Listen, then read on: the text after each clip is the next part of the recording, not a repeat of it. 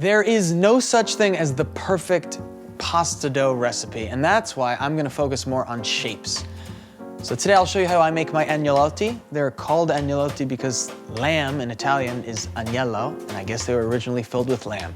But I'm gonna fill them with cheese because I don't like to do what the Italians do. They're just busting at the seams with their filling, and they're really, really delicious and beautiful. First thing we're gonna do here is make a pepper sauce, and we're gonna throw them in the oven 425 until they're black. Over the years, we've made pasta many different ways. I'm gonna try and show you how to make it as fast as possible, and that is with a food processor. Let's throw this egg in here. Put some semolina flour. How much? I don't know, twice as much as the egg? Making pasta with just semolina is very, very difficult because this has a very sandy texture. Listen.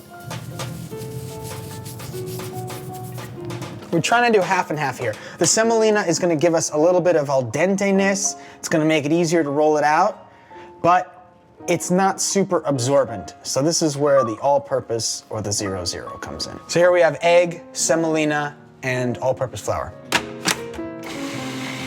And now you can see it's sort of accumulating into little nuggets there. We could knead this into a pasta, no problem, right now. Watch how fast this comes together.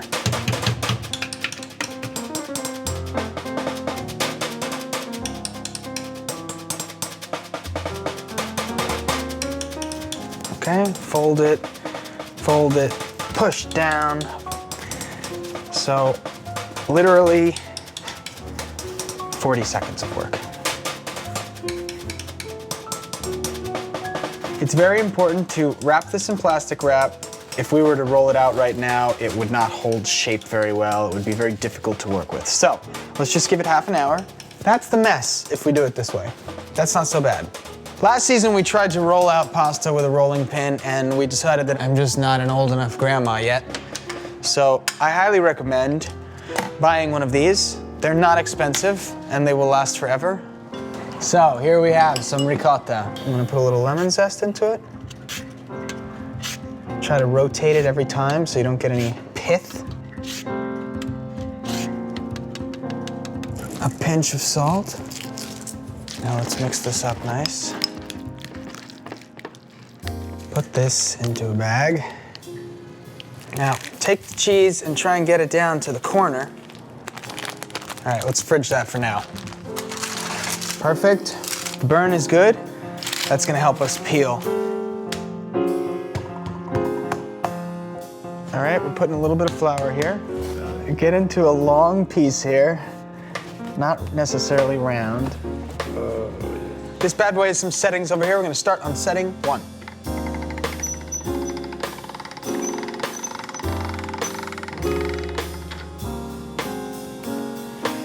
Beautiful.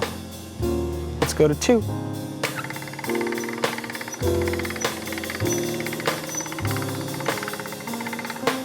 Number 3. At this point, I'd sprinkle just a little bit of semolina. Let's go to number 4. You see, if it goes left, you gotta steer it, keep it in the middle.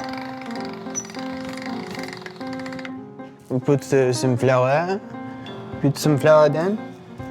Très bien, très bien. Make sure there's nothing sticking. Okay? You're gonna cut the corner pretty small here and just shoot it along.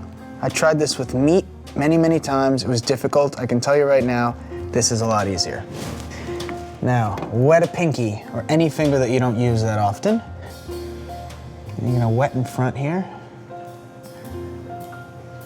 Gonna flip this over and not roll it under like a cigar. Come right across and leave that tail on, okay? We wanna bring the tail towards us. Roll this up so the tail is in the air. And now we wanna flatten the tail down, okay? So we've got this fold on top here. Something dull, what you're gonna do is section these, okay? So you can go like this, dink, dink, dink, dink, dink, dink. That tail has doubled up the amount of dough here, okay? So it has strengthened it. So when we come through, it should seal each agnolotto off. You see the seal there? That's beautiful.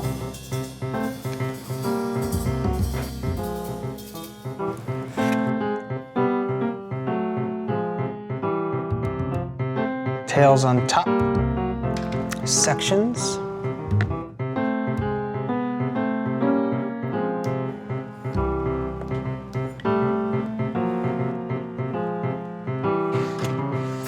All right, these can go in the fridge. Now the skin should separate very, very easily. Look at that. The skin served as a protective layer. It infused caramelized flavors into the pepper. You see how the brownness is there?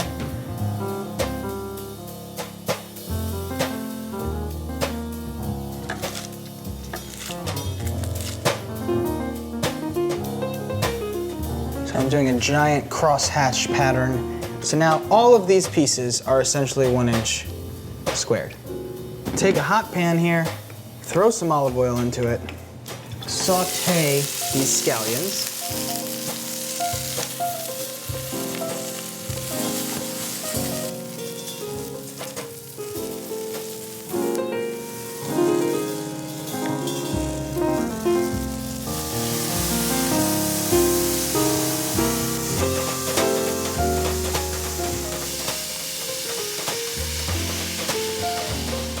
And let's just cook with this in there for now.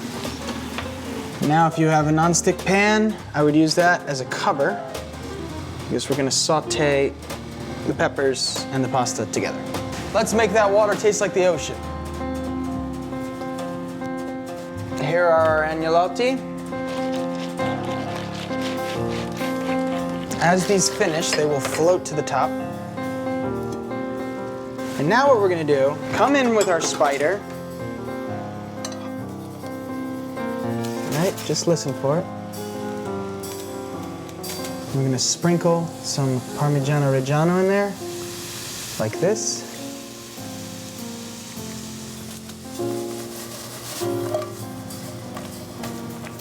And now we can take a few spoonfuls of the pepper, scallion, cherry tomato.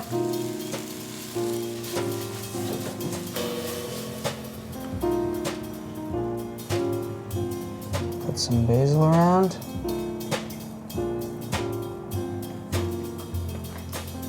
A final sprinkling of Parmigiano.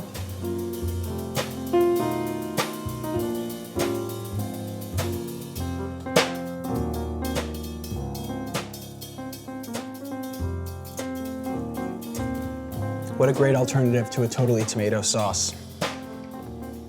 Roasted peppers are delicious. The basil sweetens up the bitterness that they have. The fattiness of the ricotta and a little bit of lemon zest on the inside of the agnolotti are great, but the saltiness is there because the water was salty. Mm-mm.